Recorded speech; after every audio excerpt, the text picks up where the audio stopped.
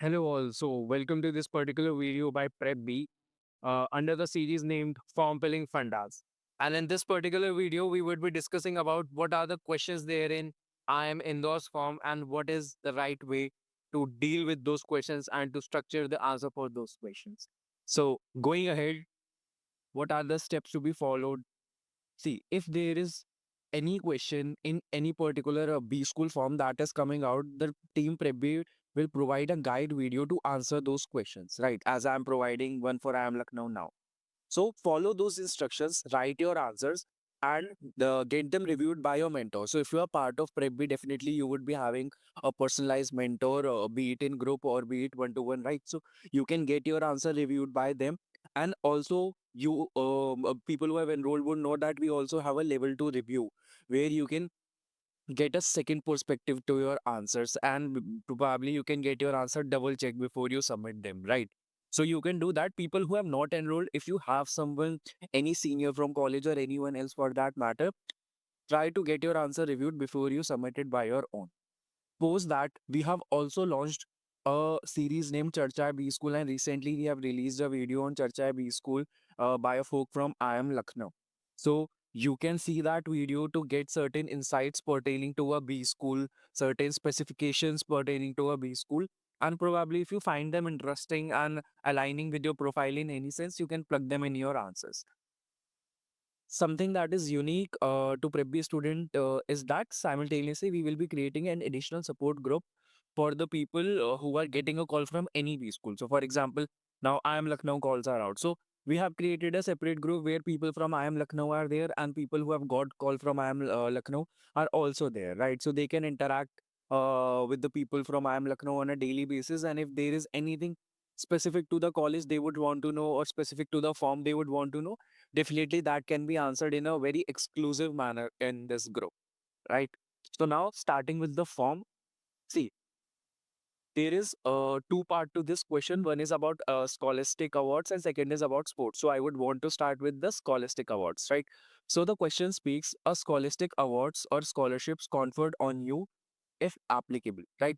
So firstly we need to understand that scholastic means academic achievements, right? So please be clear that it is not a co-curricular thing. For example, if you talk about anything that is co-curricular, that complemented your academia at any point in time, so that won't be counted in as a scholastic award. So you have to be very clear what is a scholastic award. So scholastic means academic achievement measured through exams, ranking, or merit based evaluation. Understood? So now when you are clear what exactly is a scholastic award, I have also listed down certain example. To be honest, it is not an exhaustive list, but if you read through these examples you can at least get a clarity that what should be the right direction to think along while you are preparing answer for this, right?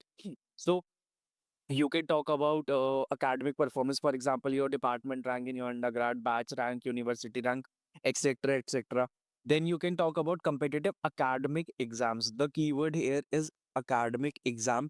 For example, Olympiads, that national level Olympiads, see, national level Olympiads in your school, NT is SEKV, PY. Then if you appeared for any competitive exam, right? For example, JEE, NEET, GATE, and you have a very good position or a very good ranking or a very good percentile, that is something you can mention. Try to mention ranking because that gives a very better perspective. For example, you can mention X number out of Y people who sort of sat for that particular exam to give a better perspective that okay, these were the total number of candidates and my rank was this, right? Then you can also mention about your academic scholarship, but please keep in mind that the keyword over here is merit based. So what we have seen is that a scholarship can be of two types. It can be a need based scholarship, it can also be a merit based scholarship. So here what the college wants to know is that if you are writing your academic scholarship, it should be a merit based scholarship and not a need based scholarship, right? So a institute merit scholarship, government merit scholarship, or any scholarship you have got, it should be given to you for your academic performance, plus it should be a merit based scholarship. If these two criterias are met, you can safely mention those scholarships in this particular part of the question, right? So if this is clear, let us go to the next question that talks about your give details about your accomplishments, award received, and position held in sports and hobbies. So you can technically divide this question into two part, and that is also what the question also suggests, right? So, like talk about your achievements and everything under the sports part, and also discuss about your hobby a bit. And I would suggest that please do discuss about your hobby, because academic achievement and sports achievement could be something that some of you will have, some of you will not have. Probably someone will have some academic achievements but won't have any sports achievements. So hobbies is something that each and every one of you will have. So if you use this framework, if you write your hobby in this particular manner, it can create a very good impact, and it will not be a random question talking about your hobby, but a good a question where you can not just talk about your hobby but also talk about your personality traits and a bit more than your hobby. You can talk about yourself a bit more than your hobby. Right. So, firstly, I'll talk about how should you mention about your sports achievement. So, framework to start. Here is the SRL framework. What is S? So, S is basically your sports and level. For example, you can talk about that. I played badminton in at this particular level. Right. Post level, you can talk about your role. So, if it was a team sport, definitely there would have been a defined role for you. For example, if you were a part of cricket team, so you can talk were you a captain, were you a vice captain. If not in that sense, you can also talk about that were you a batsman, were you a bowler, were you a all rounder, were you a wicket keeper, right? A batsman, wicket keeper, right? So all of these things. So just to give a clarity that yes, this was the sport that I pursued. This was the level at which I pursued that sport, and this was the exact role that I played, right? Instead of just saying that I was a part of cricket team, you can mention I was a part of team and we participated at a national level event. If you want, you can name the event also. Post that, you can also suggest in the cricket team, I was the vice captain and my role in the team was as a all-rounder or as a wicket-keeper batsman. Post that, at the towards the end, what you can mention is that you can mention about your achievements and key learning. See, it is very much understandable that if you participate in a sport, it is not always necessary that you will, right? So if you have participated at a state or a national level sport event, that in itself is an achievement, I would say, for because a lot of people won't even get that opportunity. So if you have not won any position at that particular level, at least you would have certain learnings, like um, learnings around how to deal with failure, or any learning from that particular exposure you have of participating at a national or a state level event. Whatever learnings you had, kindly mention them. And if you had any position, mention that position, runner up, winners, first runner up, whatever it may be. And then in one line, write about your learning, right? So this is how we will make sure that our answer looks complete and we have touched upon each and every important aspect that needs to be discussed in this particular part of a answer. Going ahead, how to write hobbies. See, this is something that we have discussed in some other videos also. But yes, for the people who are watching us for the first time, I would suggest that we usually suggest frameworks to write answer. It will help you in two sense. Firstly, it will make sure that you are not missing out on any important part that needs to be covered in that particular answer. And secondly, it gives a flow to your answer. It keeps your answer very much tight, right? So loose fillers is something that we are really against, and we don't want anyone to use those loose fillers in your answer. That has no relevance. That is just used to sort of stretch your answer, right? So your answer should be crisp, it should be very tight in nature, and to be honest, it should cover each and every important aspect. So while mentioning about your hobby, you can firstly talk about how and why you started that hobby, right? Firstly, you can talk about that thing. Post that, you can talk about the activity, like what exactly you do, and please be specific over here, right? Don't be generic. So if you are basically a runner, then you can talk about that I do sprints, or I do marathons, I do 5 to 7 kilometer of running, right? So be specific. Don't just say in generic that one of my hobbies is running. See, obviously it can be a hobby, but if you can be a bit specific, like are you a sprinter or are you a marathon runner? So that can give much more clarity to the panelists, right? Post that, you can talk about the proofs. So proof basically here is the incident, events, and milestone. That for example, recently I ran this particular marathon. Or I give you one more example. There was a candidate that we interviewed. His hobby was to follow F1 very deeply, right? He was an avid follower F1. So in proof and incident part, he mentioned that recently I have enrolled with a TVS event that is going to happen in both international circuit, and there they will help us to understand how to handle bikes and how to ride bikes on the racing track, right? Please mention proofs and incidents when and where possible. It will give more credibility to your answer.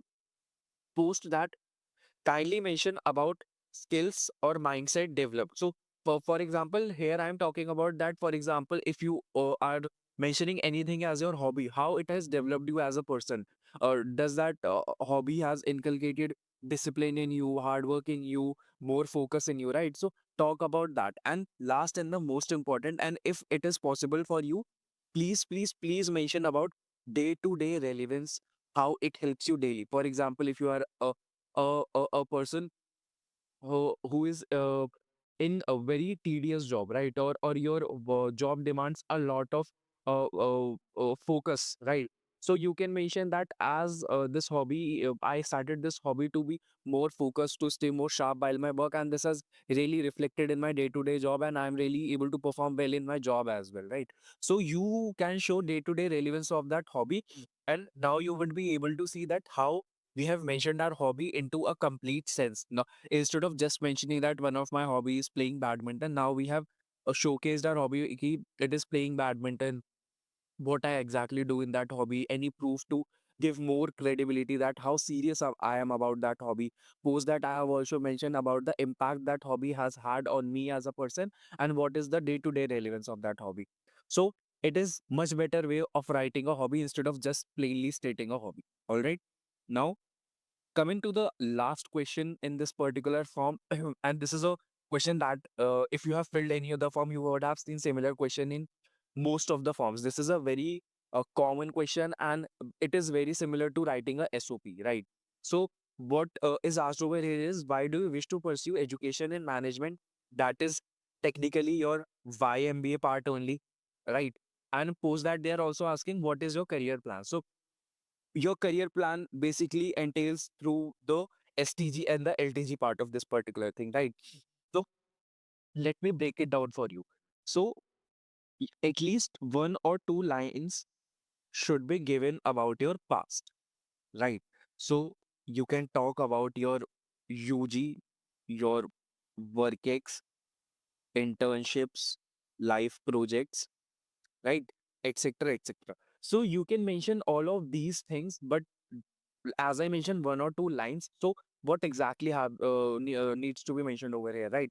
So kindly mention those things that can give a base for your upcoming answer. Don't mention anything randomly to introduce yourself.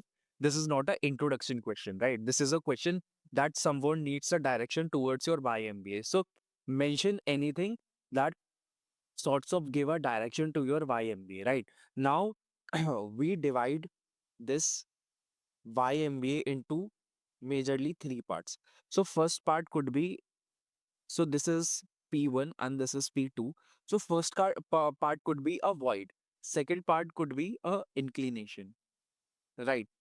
So when you have mentioned anything from your past, it would be an experience or an exposure.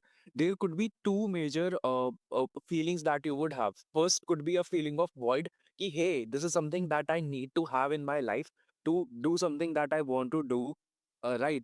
But I don't have that particular. It could be a skill set. It could be a knowledge. It could be a subject matter expertise, right? It could be anything. But you have realized that due to certain exposures in your life that, hey, this is something that I miss in my current skill set or knowledge domain, and I would want to fill that particular void in my life, right? First instance could be this. Second could be this, that you are doing something already. You are doing a job or you are doing an undergrad, but due to certain exposure or due to certain experiences by your life project, by your startup or anything for that matter, you have realized that yes, this is something you like, but you have found something that you like even more, right? For example, I'll take my example. I was doing BTech, but I also tried to pull up a startup by COVID. And through that, I was exposed to how sales and marketing runs in a business. And that exposed me to a lot of nuances of sales and marketing. And by that, I got very much inclined towards sales and marketing. And that is how I shaped my answer for why MBA, right? So my trajectory lied in the inclination part, but for some of you, it can lie into void part also. Now, when once you have decided that is it a void or is it an inclination, then we will move towards to P2. Here you will talk about how you can meet up your inclination or how you can build upon your inclination by doing an MBA, or how you can fill a void by doing an MBA, right? So now it should be very clear that when you talk about a experience from your past, it should clearly somewhat aligns with what MBA has to offer. Then only that void will make sense. All right. Now going ahead to the STG part. So STG part covers 2 years of your MBA and maybe 2 to 3 years of your job post MBA, right? So for the people who have already enrolled, we have taken a very in-depth session, and you obviously know what are the do's and don'ts of STG. For the people who are watching this video for the first time and are not part of Prep, see, let me tell you one thing. The only thing that I would tell you is that please don't try to show a lot of flexibility in the sense that keep I would want to do a lot of things in your short term goal, right? Because please understand, when you are into your MBA, right, in that sense also you are confined by a curriculum and there are certain expectations, right? So in STG, please focus on learning curve, right? Please focus on learnings. Please focus on getting more and more experiences, exposed to newer situations by XYZ events, right? So please, instead of being a lot implementation based, key, I want to do this, I want to do that, I want to do that. So please try to at least start your answer, I want to learn all of these things, I want to re apply all my learnings, right? So it should be a mix of learning and reapplying, right? And in LTG, obviously, be flexible, be agile. Don't show rigidity that I want to become a CEO, I want to have this particular CTC. Don't mention all of these things. Be flexible, be agile, and try to make a answer that is impact driven, right? So here, what our focus should be on impact, right? So in STG, it should be learning driven, and in LTG, the long term goal, it should be impact driven. So I feel if you take care of all of these points, your answer should look good. It should be in a complete structure. And obviously, when you prepare this answer, also be prepared for the cross questionings, right? So this is all from my side for this particular video.